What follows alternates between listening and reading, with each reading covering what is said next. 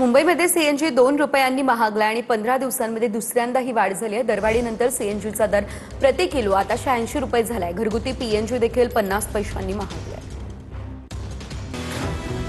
मुंबईत सीएनजीच्या किमतीत 2 रुपयांची वाढ झाली आहे, तर घरगुती पीएनजीच्या दरातही 50 पैशांची वाढ झाली आहे। मुंबई महानगर प्रदेशातील सीएनजी ग्राहकांना पुन्हा दरवाढीचा फटका बसलाय। आजपासूनच नवे दर लागू झाले।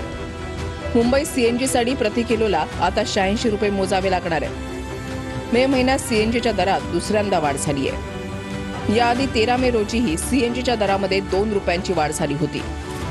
इंधन खर्च वाढल्यानं ऑटो टॅक्सीच्या मूळ भाड्यामध्ये वाढ आवश्यक असल्याचं मत संघटनांनी व्यक्त केलंय। टॅक्सी संघटनांनी किमान 2 ते 3 रुपये भाडेवाढीची मागणी केली आहे। इतना 3 बार तो बढ़ना नहीं चाहिए था, साल में बढ़ता है तो बात अलग है। ये ठीक नहीं है, महंगाई बढ़ेगी इससे जो है। जो 3 रुपये बढ़ा है, 1 रुपया पहले 2 रुपया बाद में जो है। म्हणजे आम्हाला तर कस्टमर किलोमीटर नाही वाढवून देत, फक्त ही लुटीची कामं आहेत, बाकीचं काही नाही। हे आम्हाला 1 रुपया जर वाढवला तरी कस्टमर बोलतो एवढं कशाला वाढवले, पण आता आम्ही कोणाला विचारणार।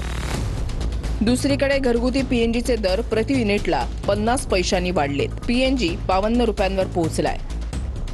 यामुळे 31 लाखांहून अधिक घरगुती ग्राहकांना फटका बसण्याची शक्यता आहे। जागतिक ऊर्जा पुरवठा साखळीतील अडथळे तसंच कच्च्या तेलाच्या वाढत्या किमती आणि रुपयाच्या घसरणीमुळे गॅस खरेदी खर्च वाढल्याचं महानगर गॅस लिमिटेडनं म्हटलंय।